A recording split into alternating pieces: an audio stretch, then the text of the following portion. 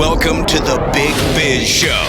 Taking care of business. You want fast-talking, hard-hitting discussions on business and finance? Maybe with a barroom slant and some really salty peanuts? We're not counting calories. We're counting cash. Before we get to the man with the financial plan, meet the money team. Costa, Mary, now Captain Finance himself, Sully.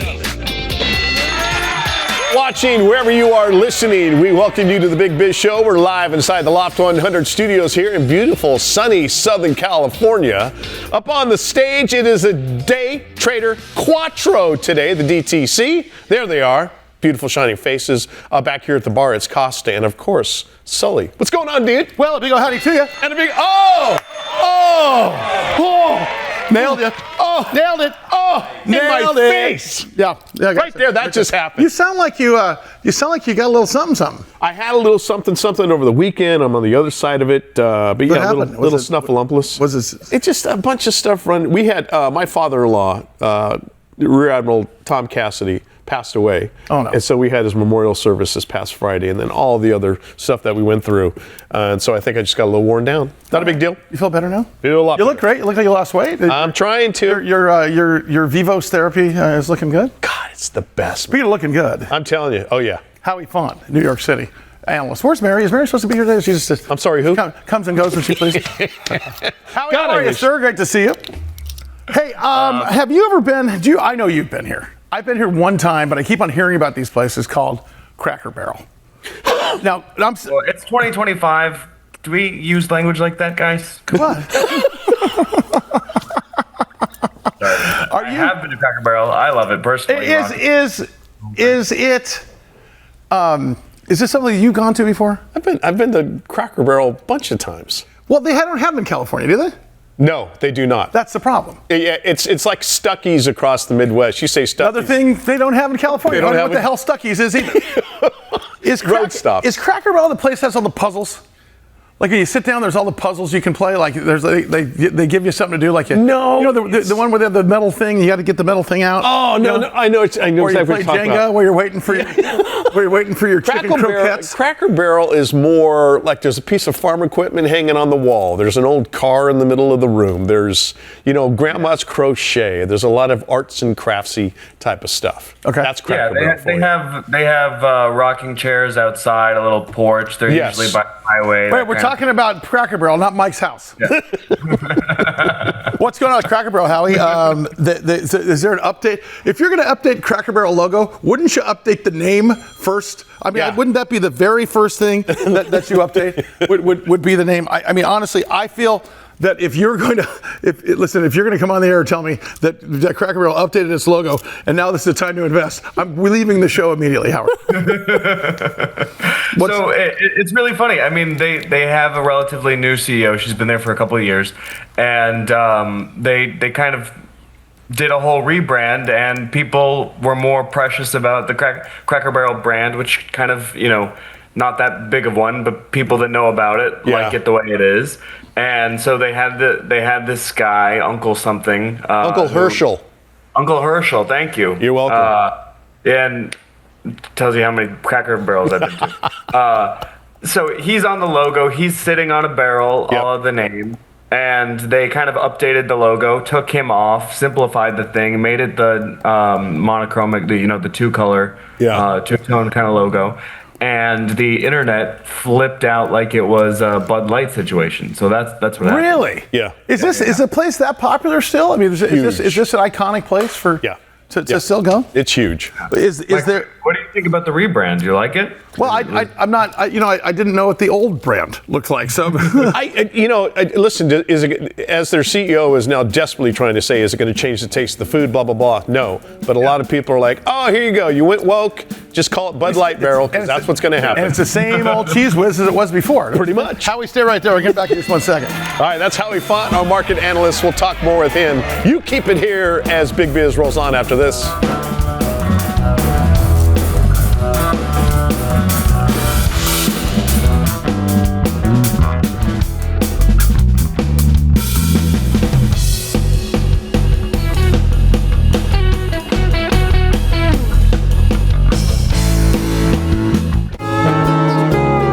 Loft 100 Studios, the Big Biz Show, and our affiliates and our hosts are not registered investment advisors or broker-dealers. Our show hosts make no commitment that the purchase of securities of companies profiled or otherwise mentioned in our programming are suitable or advisable for any person, or that an investment in such securities will be profitable in general. Given the nature of the company's profile and the lack of an active trading market for the securities, investing is highly speculative and carries a certain high degree of risk. We profile selected publicly traded and privately held companies on our program. Most of these companies that we profile have provided compensation to Loft 100 Studios and its hosts for the profile coverage. From time to time, we sell shares of the companies profiled in the open market that we receive as compensation for coverage of client companies. But never sell stocks if we are speaking about interviewing or covering a public company who has paid compensation. Specific questions on compensation can be obtained by contacting producer at sullyandgroup.com. Listeners should verify all claims and do their own due diligence before investing in any securities mentioned on this program. Investing in securities is speculative and carries a high degree of risk. We encourage our investors to invest carefully and read the investor information available at the websites on the Securities and Exchange Commission at sec.gov and or the Financial Industry Regulatory Authority, FINRA, at www.finra.org. I like it. Hey, is that a rescue plane? Big Biz Show. We roll on another beautiful day here in sunny Southern California. We're inside the Loft 100 Studios. That is the day trader Quattro DTC. Best in the business, no less than self-taught. Back here at the bar, it's Costa, it's Marybird Godwin, and of course it's Sully. Hey, Howard's back. Howie, what is the market cap on Cracker Barrel after all? It's what, $70 a share? So I can probably look it up real fast. I think it was down to 50 something. Well, it was in the 70s in July. Ooh, right? Wait, it took a dump after the logo rebrand? Yeah, that's exactly right. So right now it's at 57, but it dropped into the 50 aughts and then even a little bit below while this controversy was happening. But what's more interesting, I think, is that in April it was at 35. Wow. Wait, so it's almost doubled its market cap. It doubled its market cap at one point, and now it's halved its market cap in terms of an increase. That's still a giant. So market cap, by the way, is valuation. It's not really valuation. It's just how we value companies. Outstanding shares times share price. If your share price was, what would you say, Howie, 35 back in the second quarter?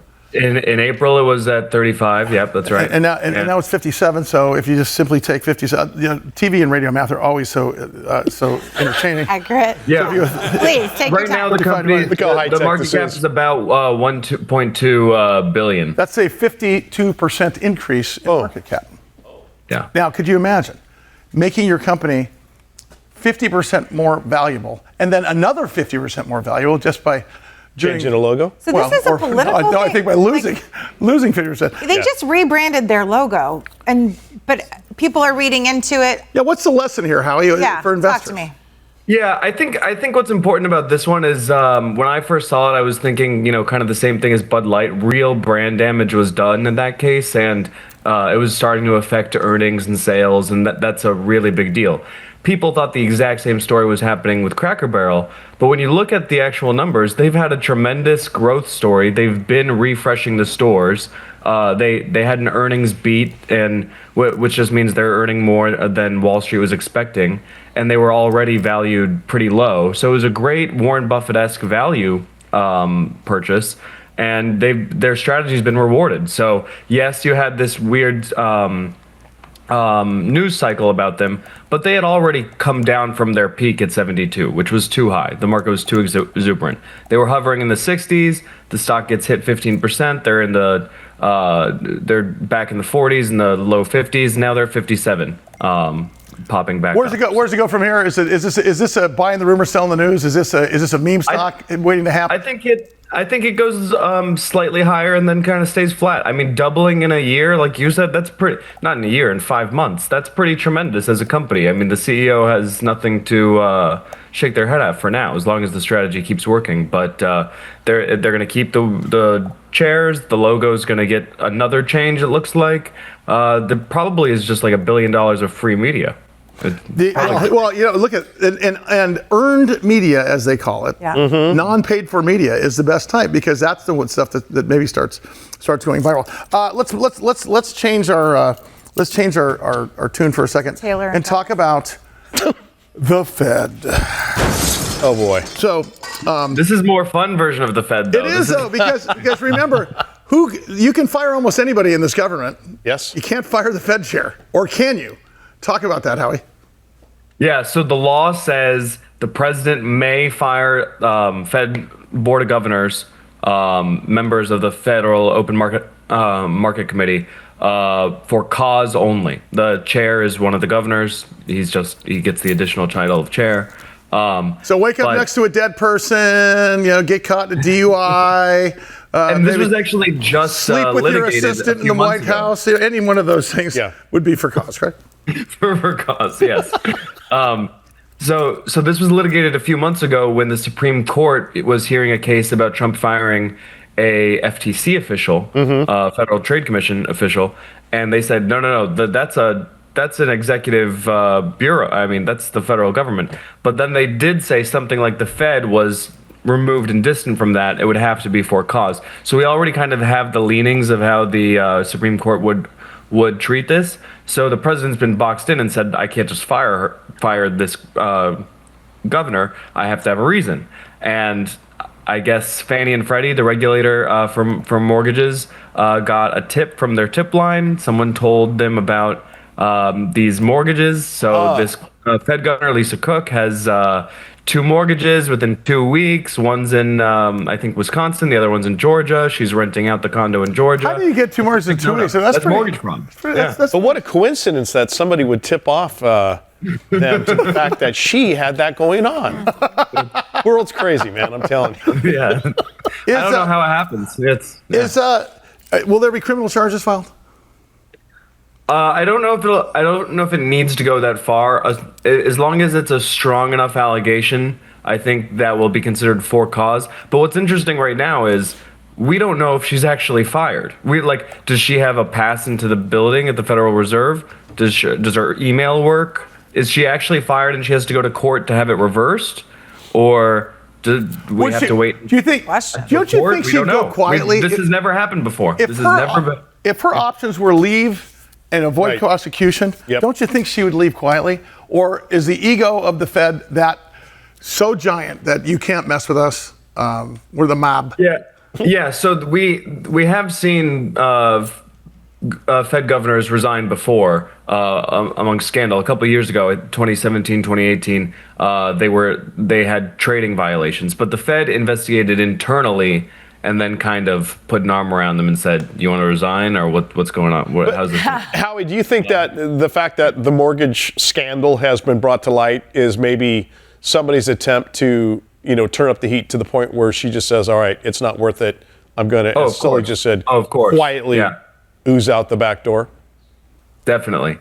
I think that's the case, and I think what's going to be interesting is if this works, if this exact thing works, then we really need to see how the Democrats are going to react to Senator Adam Schiff, because if this is enough to get an independent agency's board, I mean, it's a pretty important position.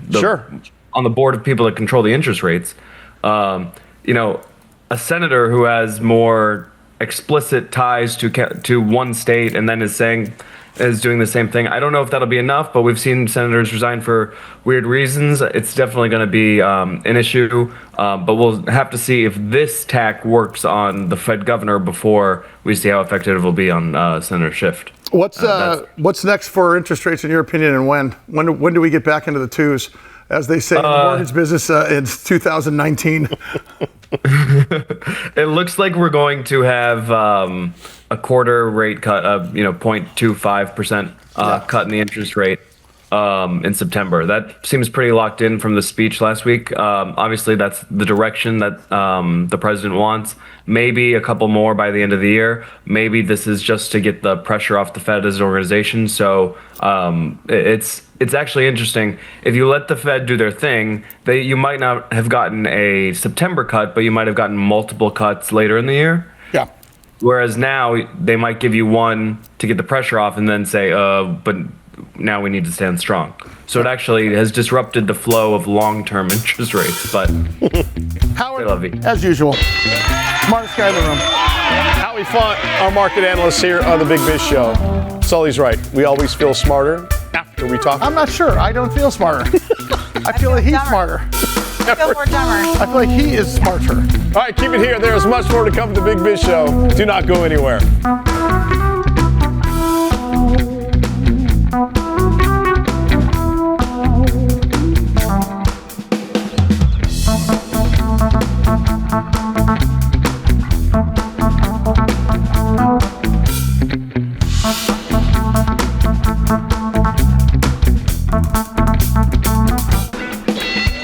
Big Biz Show rolls on wherever you're watching, wherever you're listening. We appreciate you being along for this crazy ride. Speaking of crazy, that is the Day Trader Quattro, the DTC, up on stage. Best in the business. Back here at the bar, it is Costa, it is Mary Burt Godwin, finally, and it is Sully. Hey, we're brought to you by Prudential. Let Prudential be your rock for retirement. Also brought to you by Bayer Advanced, better science, better results. Starbucks coffee. And of course, Bloomin' Brands, our fine family restaurants. Great to have you along today. Did you receive your latest chili cheese fries soy milk? No, I'll be honest with you, a little disappointed, a little hurt, a little sad. You know, I'm sitting there just finishing up my Funyun-flavored almond milk and waiting for it to be replenished with the new flavor. Unfortunately, it has not arrived. He took the time out to create, which by the way, will probably be their best-selling onion dip flavor when he made you Funyun soy milk. May I present to you right now? His name is Brian Kocher. Brian Kocher, the CEO of SunOpta. Of course, their NASDAQ ticker symbol is STKL, and he is a genius in so many different aspects of life, mainly making me happy with my Funyun-flavored almond milk. Mr. Kocher, so great to see you again, sir.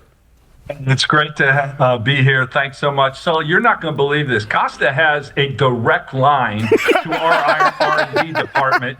They're working on some flaming hot chili or flaming hot Cheeto almond milk right now. Do you know what? What's really funny is get them to work on my stuff. You know, you've given us so much content on this program by that one stupid bottle. Yeah, we talk about it all the time. It's in the fridge still. It's expired. My daughter was in here, who doesn't live in the area, and she's happened to watch the show. Says that would make some great onion dip. Suddenly, you now have another product. You're welcome, Kocher. Yeah, that's right. That's right. Perfect. Hey, we have. You know, you've been busy. You've been in a quiet period. You've been doing it. I mean, everything you talked about that you were going to do when we first talked to you in Q2 in the beginning, you did, and it even accelerated.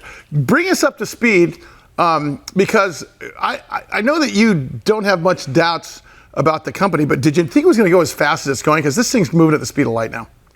No, we've really had a good run.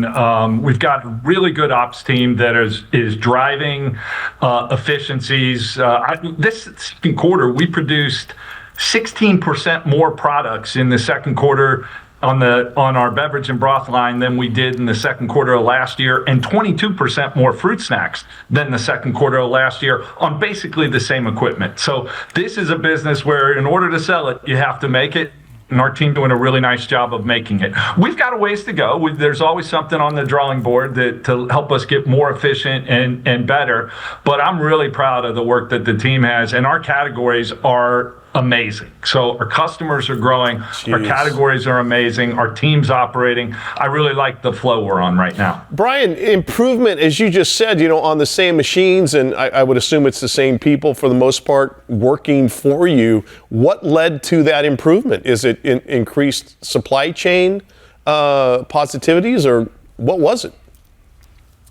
Mike, it's a great question. It's a lot of little things. I wish it was a switch in some closet that I could turn on. It is a lot of little things. It's a lot of discipline about having the product in the right place at the right time, ensuring that your equipment sticks to its maintenance window so that it's up and running. And when it's running, ensuring that the operators are running it inside the spec tolerances. When you do, and then, oh, by the way, then cleaning the equipment and making sure that it's effective and safe for the consumer. When you do those 4 things, but you have to do them with relentless discipline. Yeah. When you do those 4 things, product starts flying off of these machines. Well, Brian, that leads me to my question, which is, all those categories we just saw on the screen, they're so on trend right now. It seems like you are ahead of the curve, but broth, fruit snacks, teas, these are things, and, different options to milk.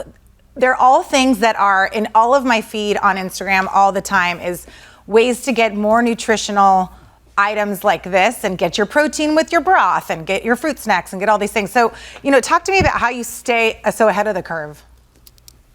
Yeah, have a great R&D department. So we've got 21 food scientists. 6 of them, I think Mike is now employing. Besides Mike. Sorry, bro. The rest of them are working on those emerging technologies. They're working on flavor profiles, nutritional content. So even, now we're even exploring, are there ways to add protein? Are there ways to reduce sugar? Are there ways to add energy? Potentially to some of our plant-based beverages or our broth. And I love our food scientists. They come to work. It's like they come to work the old-fashioned way. They come with their hard hat every day and they get down to business. And aside from the errands that Mike has them running on, they're really, really focused. Yeah, exactly. Hey, I got to ask you, Brian, with respect to customized food, all right? Because you're talking about as we showed in terms of market size here, I mean, those are rivaling biotech market sizes there. They're rivaling the ConAgras of the world, not to bring up a competitor.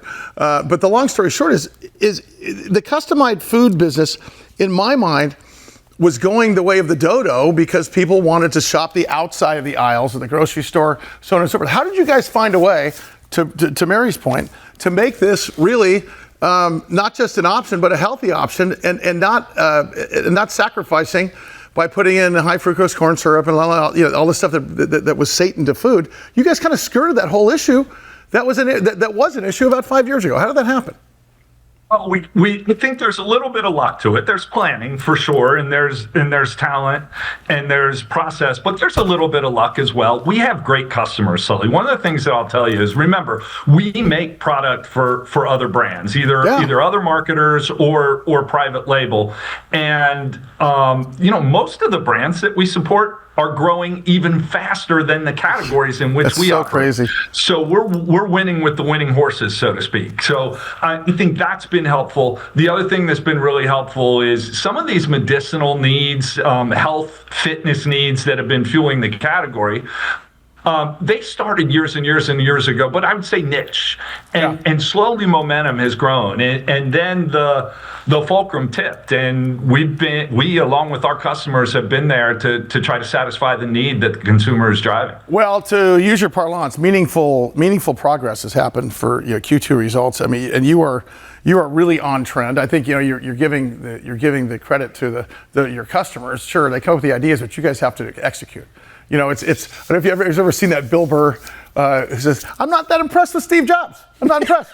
Says, "I'm going to come up with a little thing that plays all your music. You guys go do it." And then he gets all the credit. The lion's share. So you're the guys that have to do it. When Trader Joe says, "I want cookie butter in a jar," so good. And so executing what they want to deploy is obviously part of your food sciences. But how do you weed through and say, I don't think we're going to be selling that chili cheese soy milk, or do you? Or is it just a nod if they make a good argument about it? I think it's a good example. Sully, we've got the largest pipeline that I think SunOpta has ever had. We have a pipeline of projects that are now over 25% of our annual revenue. Now, you think of it as a funnel. There's a lot of big projects at the top, some of which end up falling out on the way down to the bottom of the funnel.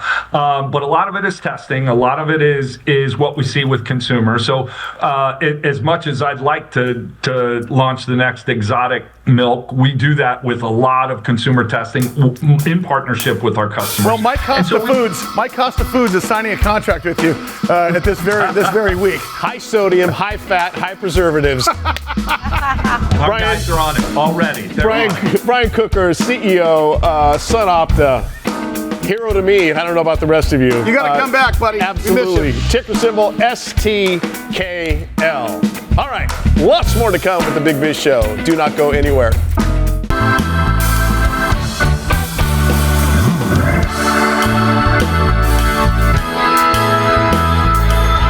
In over 175 countries and all the ships at sea, you can hear us on the American Forces Radio Network. As always, to the brave men and women of the United States Armed Forces, we salute you. We salute those guys up on stage, the Day Trader Quattro. Back here at the bar, it's Costa, it is Mary Godwin, and it is Sully. James isn't talking to me today. Why? James isn't talking to me today. Why? You guys a little fallout? What happened? Okay. What'd you do to James? Is it your pants? It's my pants. Can you see my pants? Your pants are awesome. James can't deal. When I have these pants on, James didn't talk to me. He's like, really? He goes, really, man? It's the other pair. Oh, the other pair too. The white and blue ones? No, the red ones. Oh, the red ones. Oh, the red from the video. Man, yeah. Do you want some of those? Although I almost had yours on today, not the ones. Okay. Geez, and how'd you get in those, Sully? Wow. I buy pants. I give James a pair also. Wow, what a deal! What a deal! Because we're on stage and stuff. We want of course, have our thing going. Exactly. We try to dress exactly like we try to dress just so it looks like a moray on TV. It makes you a little car sick. Oh yeah. Like we were on stage. We have main James to make you like a little nauseous. Like the upcoming Sullivan videos. Have you ever seen somebody on TV that had like a real tight pattern? Oh my God! You're like, that's me and James try to do. I love it. Yeah. Hey, let's. I'm so glad that you got a hold of David Dodd. Yeah, David Dodd, the chairman and CEO of GeoVax Labs Incorporated. Their ticker symbol NASDAQ is GOVX. And we proudly welcome him back to the Big Biz Show. It has been way too long. Mr. Dodd, how are you, sir?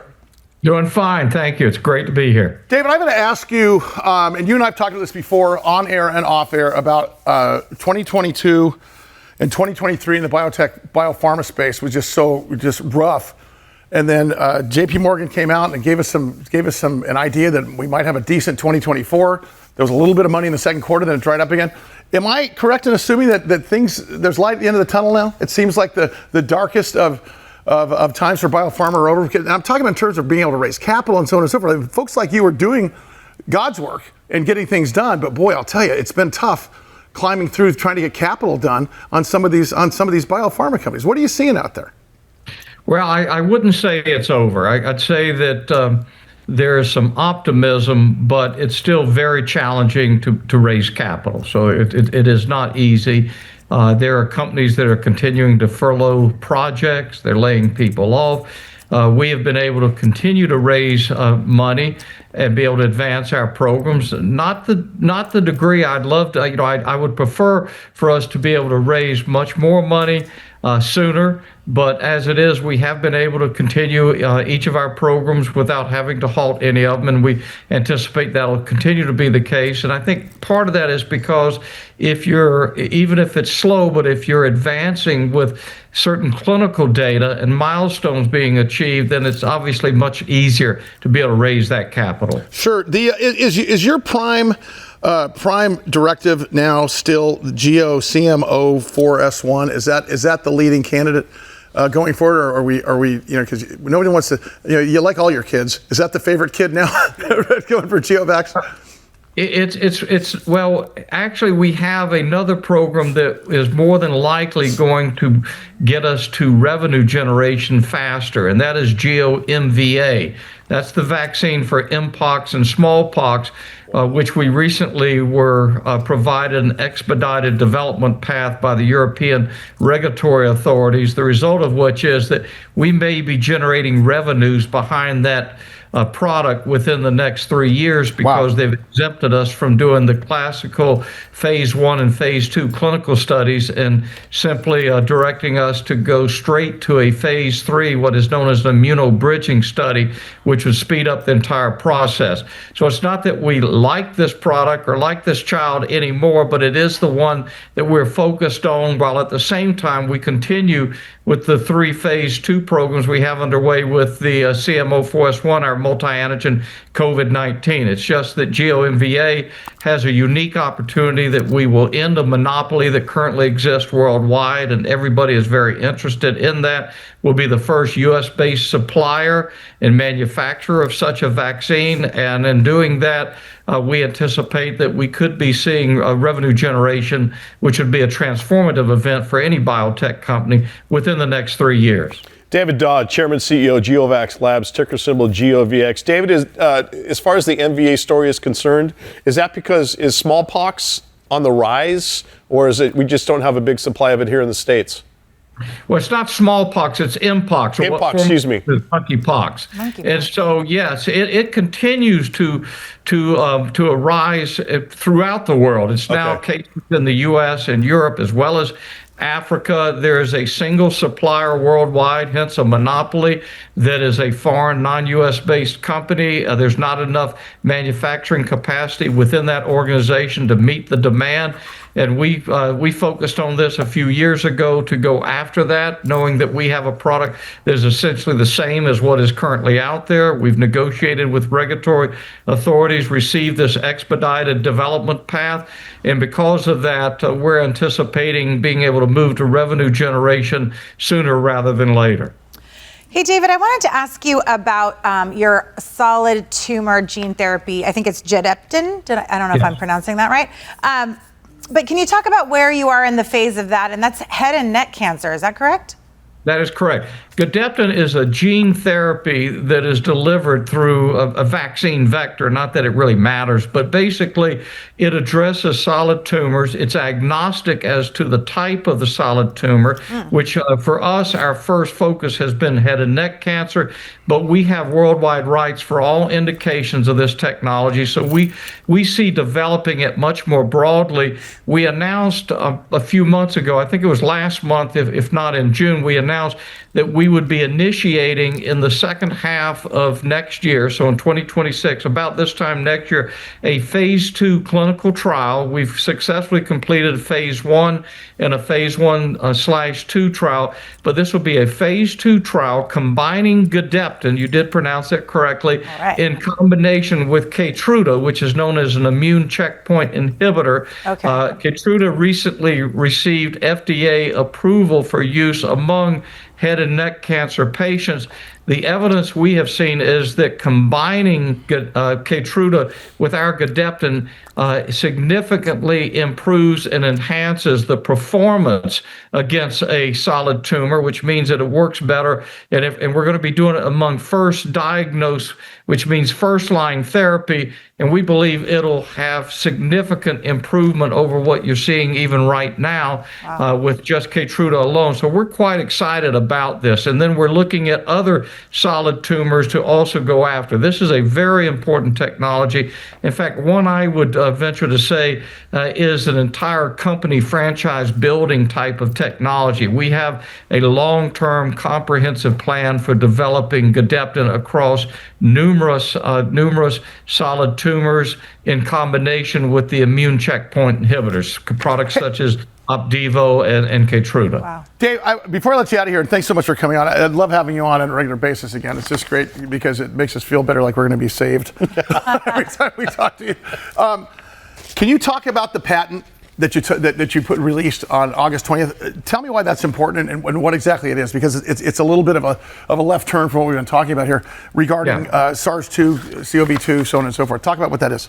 Sure. So some people heard in April when Secretary Kennedy's first network interview was with CBS, he came out and he stated a preference for multi-antigen vaccines against infectious diseases. Well, our CMO4S1 is the only multi-antigen COVID-19 vaccine that's in clinical development. Obviously, it's in the lead in that, which means it does not only address just one part of the virus, but it addresses multiple parts of the virus.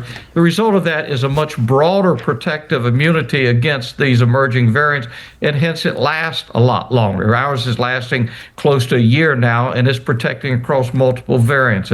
Well, what we received and what we announced recently was that we had been granted allowance, so the patent will be issued relatively soon, of a patent that cuts across multiple antigens or proteins of the SARS-CoV-2 virus. So that gives us stronger patent protection, not only against with our current product, which is CMO4S1, but also further products that we have been presenting in conferences over the last couple of years that go against either we utilize 3 proteins out of or 3 parts of the virus.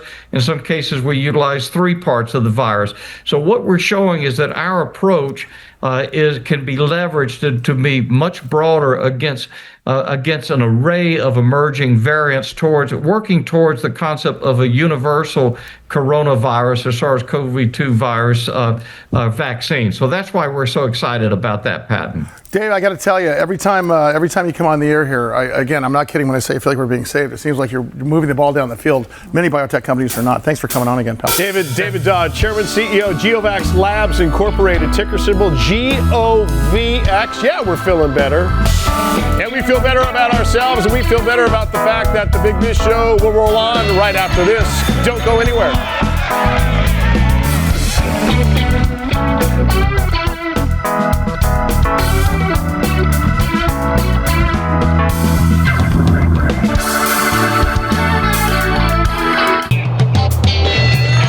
Inside the Loft 100 studios here in Southern California, the Big Biz Show rolls on.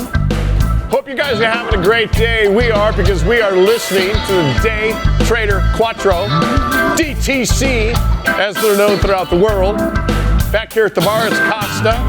It is Mary Bird Godwin, and of course, it is Sully. And more importantly, it is Steve JJ Weisman, the scam man. I know that we're going to be speaking to, at some point, Corey Perlman again, who is our social media expert. Yes. And I know he's going to be talking about the sniff test in terms of the human test in terms of AI. Can you tell if it's AI or not?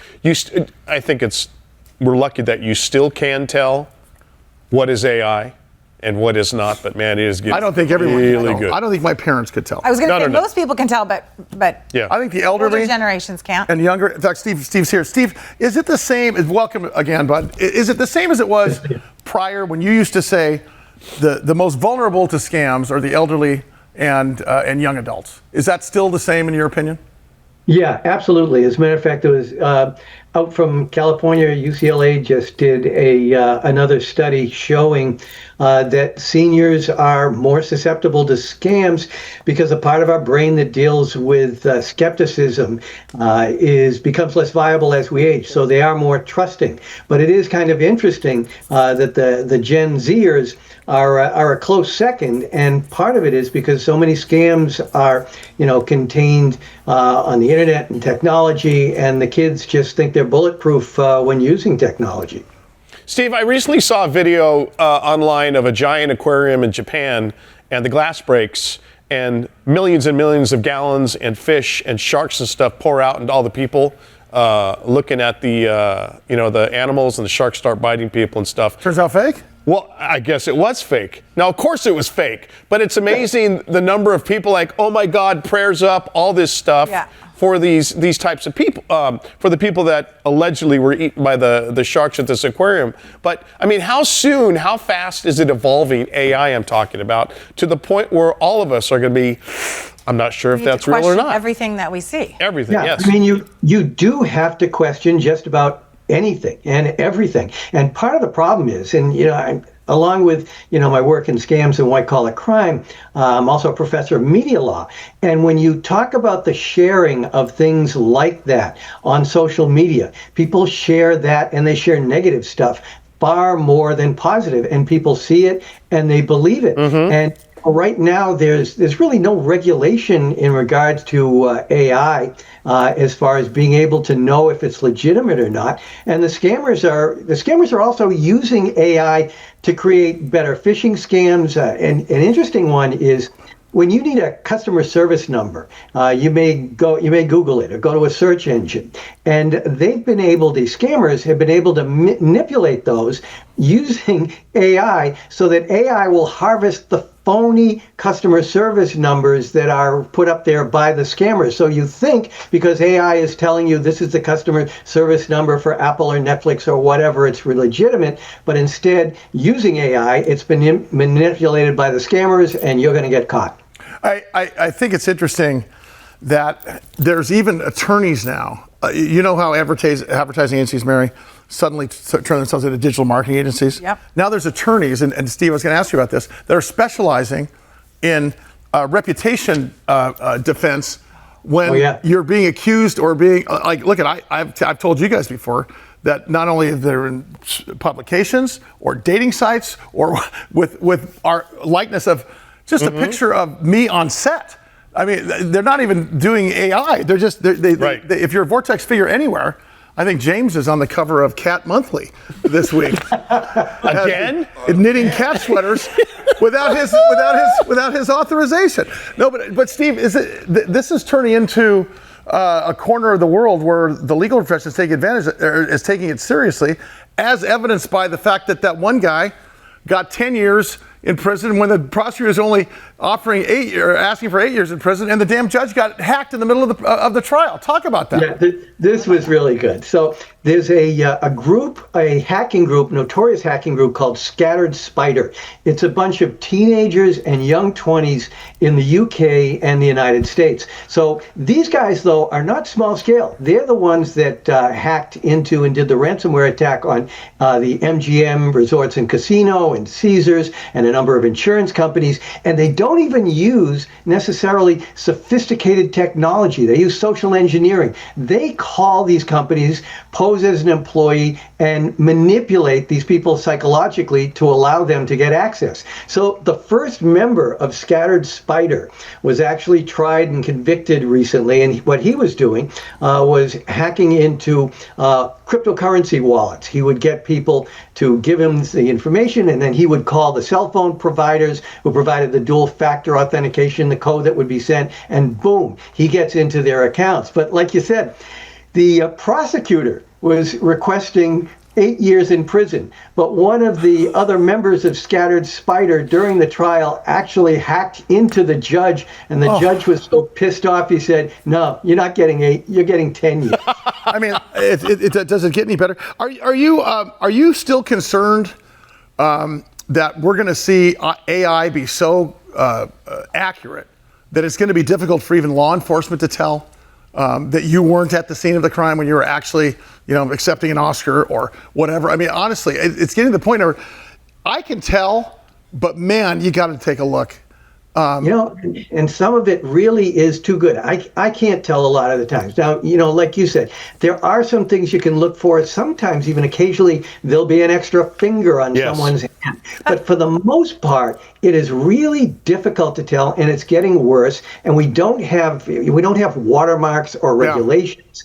And because of that, the scammers are going to be able to disrupt society in so many ways and perpetrate crimes in so many ways. It really does have me concerned. What's interesting is and the thing that doesn't make it easy, and I'm not going to point to you, Mary, but I'm just pointing to the female in the room, is that if you take, like my daughter, for example, is on her honeymoon, and I'm seeing these pictures. My daughter, you saw the pictures of the wedding. She's gorgeous. Yes.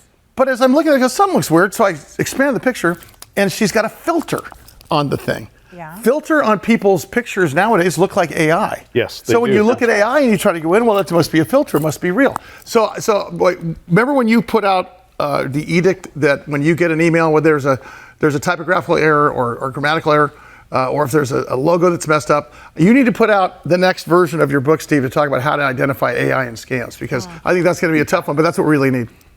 Yeah, actually, we're working on that, although you keep making so much work for me. Yeah, you had 5,000 scams of the day for scammers. Said, "Oh, Steve, it'll be easy. You can do that." And then why don't you write a book on it? You even had to sell your llamas. You didn't have time to take care of them. Oh, gosh. Good to see you, bud. Stephen JJ Weisman, he is the Scamicide man, the scam man. Scamicide.com is a website. Go there. Save yourself some trouble. Save yourself some money. All right, that's going to do it for this edition of the Big Biz Show. As always, to all of you out there for being with us, we appreciate it. We'll see you next time.